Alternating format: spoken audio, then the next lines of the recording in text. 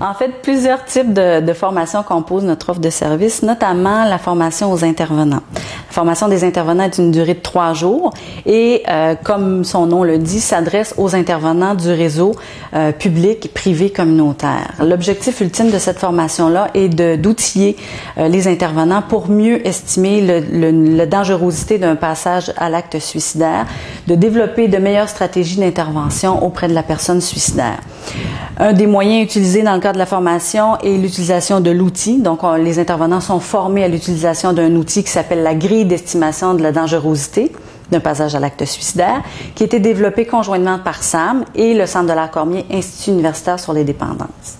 Premier type de formation. On a aussi la formation Sentinelle, qui elle est une formation sur une journée qui s'adresse à tout citoyen, bénévole, travailleur, qui dans son milieu peut être appelé à venir en aide à une personne suicidaire.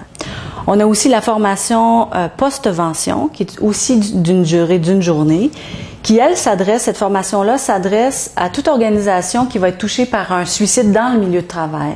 Donc, on va aller former les travailleurs à gérer cette situation de crise-là pour éviter l'effet de contagion. On a aussi de l'expertise conseil qui sont offertes par nos formateurs. L'expertise conseil, elle, vise en fait à accompagner les milieux qui ont été formés dans l'implantation des bonnes pratiques. Donc, ça peut se traduire par aller revoir un milieu formé quelques mois après la formation pour s'assurer que tout se passe bien, s'il y a des questions, s'il y a des résistances, des difficultés rencontrées. Donc, les formatrices et formateurs vont assurer un rôle de suivi, de soutien.